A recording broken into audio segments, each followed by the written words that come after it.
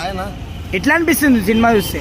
అన్న the goat life movie చూసొచ్చా ఇప్పుడే. గోట్ లైఫ్ అంటే ఆ టైటిల్ ఏంది, ఎందుకు పెట్టారని నాకు అర్థం కాలేదు. కానీ ఒక గొర్రె జీవితం ఎలా అయిపోతుంది, ఎలా ఉంటుంది అన్న దాని గురించి సబ్జెక్ట్ కాదన్న. దుబాయ్ ఫారిన్ కంట్రీస్ వెళ్తే అంటే ఎక్కువ జీతాలు వస్తాయి.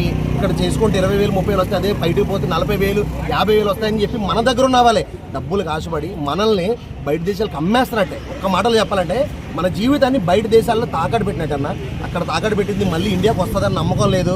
అలాగే మనం ఒక్కసారి కొన్ని అంటే దొంగ పాస్పోర్ట్లు దొంగ వీసాల మీద వెళ్తారు. కొంతమంది డబ్బులకు ఆశపడి దొంగ వీసాల మీద పంపిస్తారు.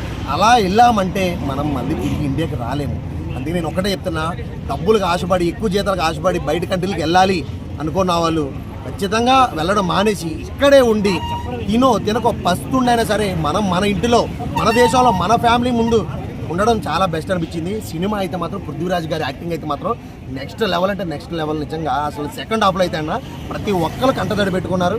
అండ్ అసలు నిజంగా 3 hours కూడా ఇంట్రప్ సైలెంట్ అండి. థియేటర్ మొత్తం సైలెంట్. అసలు నిజంగా ఈయన ఎడారి నుంచి బయటపడతాడా, ఇండియాకి వస్తాడా, వాళ్ళ ఫ్యామిలీని కలుసుకుంటాడా?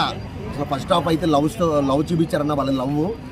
ఆ తర్వాత ఈయన డబ్బులకి ఎక్కువ జీతాలు వస్తే బాగుంటుంది, నా పిల్లలు బాగా పోషించుకొచ్చాను కొంతమంది చెప్తే నమ్మి దుబాయ్కి వస్తాడు. దుబాయ్కి వచ్చిన తర్వాత అతన్ని పాస్పోర్ట్ వీసాలు అన్నీ తీసుకుని ఎడారిలో పడేస్తాడు.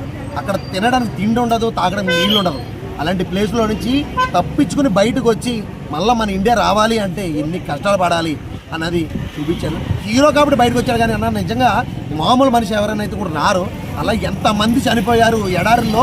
ఆ ఇసుకలో మన ఇండియన్సే కాదు కొన్ని బయట కంట్రీస్ నుంచి వచ్చిన ఎంతమంది శవాలు ఉన్నాయో సినిమాలో క్లియర్ కట్గా చూపించారు. నిజంగా తాగడానికి నీళ్ళు ఉండవు, తినడానికి తిండి ఉండదు. ఎందుకన్నా మనము మన దేశంలో పస్తుండి మన కళ్ళ ముందు మన ప్రజల ముందు మనం చచ్చిపోతే ప్రశాంతంగా ఉండదు. కానీ అక్కడ పోయి చచ్చిపోతే కనీసం మన శవం కూడా ఇంటికి రాకుండా వేస్ట్ అన్న. ఆ మాటిని బయట కంట్రీకి వెళ్ళి సంపాదించుకోవాలని ప్రతి ఒక్కరు కూడా ఈ సినిమా చూస్తే ఆ ఒపీనియన్ మార్చుకుంటారు డెఫినెట్గా.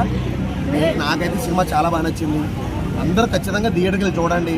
చాలా అంటే చాలా బాగుంటుంది సినిమా. Thank you.